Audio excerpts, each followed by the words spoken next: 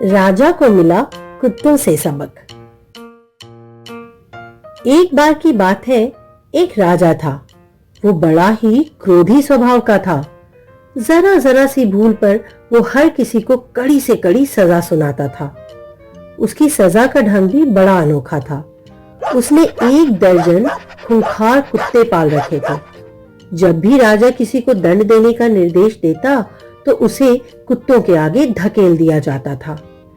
ये कुत्ते कोई साधारण घरेलू कुत्ते नहीं थे, बल्कि खूंखार लड़ाकू नस्ल के कुत्ते थे जो पल भर में अपने शिकार पर टूट पड़ते थे। एक दिन राजा के मंत्री से एक छोटी सी गलती हो गई। राजा ने भरी सभा में उसे कुत्तों के द्वारा दंडित करने का आदेश दे दिया। द्वारपाल जब मंत्री को बंदी बनाने आगे बढ़े तो मंत्री ने हाथ जोड़कर राजा से विनती की, राजन, मैं वर्षों से आपका वफादार मंत्री रहा हूं।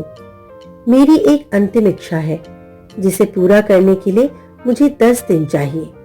10 दिनों के पश्चात आप मुझे दंड दे दीजिएगा। राजा मान गए।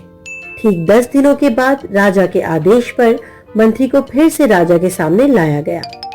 राजा ने जैसे ही संकेत दिया, खूंखार कुत्तों को मंत्री पर छोड़ दिया गया।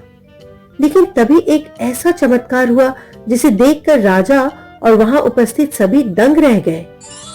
कुत्तों ने मंत्री पर हमला नहीं किया, बल्कि वो तो पूंछ हिला हिलाकर मंत्री के हाथ पैर चाटने लगे। राजा चकित रह गए और उसने मंत्री से पूछा, आपने क्या जादू कर दिया? ये कुत्ते आप पर हमला करने के बजाय आपके साथ क्यों खेल रहे हैं? मंत्री की आंखें भर आई। उसने प्यार से कुत्तों को सहलाते हुए कहा, महाराज, मैंने आपसे 10 दिनों की मोहलत मांगी थी। इन 10 दिनों में मैंने इन कुत्तों से दोस्ती कर ली और उनकी खूब सेवा की। इन्हें अच्छा अच्छा खाना खिलाया, नहलाया, घुमाने ले गया और उनकी खूब देखभाल की है। ये कुत्ते जंगली हो सकते हैं, लेकिन ये मेरी सेवा और मेरा प्यार नहीं भूले। लेकिन मुझे इस बात का दुख है कि एक शासक के रूप में आपने मेरी बरसों की वफादार सेवा और आपके प्रति अगाध श्रद्धा और प्रेम को भुला दिया और मुझे एक छोटी सी गलती के लिए दंडित किया। ये सुनते ही राजा को अपनी गलती का एहसास हुआ और उसने तुरंत मंत्री को रिहा कर दिया। उसी क्षण से उसने अपनी प्रजा के अच्छे कर्मों को कभी नहीं भूलने और उनकी छोटी मोटी गलतियों को हमेशा माफ करने का वादा किया।